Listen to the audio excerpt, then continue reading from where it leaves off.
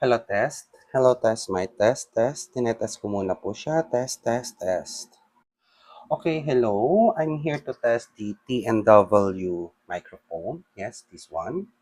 So, and also the Hikari. Yeah, nababasa niyo ba? Ayan, nababasa niyo ba? Si Hikari Sun Perfect Tinted Sunscreen. So, ayun. Tingnan natin kung yung magbabago sa mukha natin, no? And first, normally, we have to test it first here. Ano ba yan? Ayan. Ayan. Ayan. So, test muna tayo dito kung how does it work. Okay. So, ayan. Okay naman pala siya. Okay naman. Medyo glittering, shimmering lang siya ng very light, pero that's fine. Okay. So, bukas tayo ng ilaw. Ayan. Tingnan natin.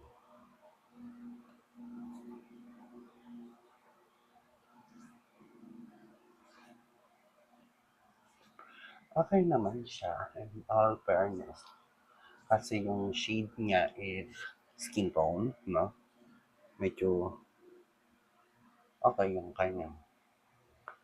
Hindi kagaya yung isa ko kasing ginagamit is type to sell yung Vibrant.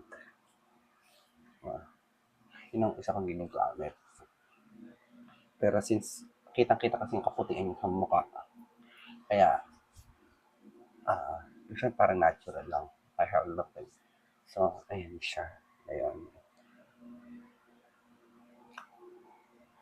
Ano lang.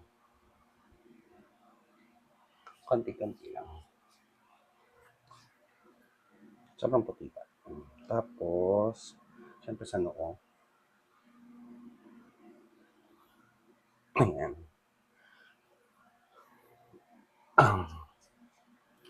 In all fairness sa kanya, mas bet ko to, parang less, ano na siya, hindi naman siya ganun ka OA sa mukha. So, ayan, as you can see guys, hindi siya ganun ka OA sa mukha. Ayan, with the lightning, no? Hindi siya ganun ka OA sa mukha. Okay naman siya. Siyempre, para magpantay siya, lagyan na rin natin ang ating, para siya magsaserve as your, concealer foundation sa yung, sa yung rest. Okay. Para tumantay lang. So, normally, tipid, hindi ka na kailangan magpolvo. Kasi sa isang ginagamit ko, kulay puti kasi siya, no?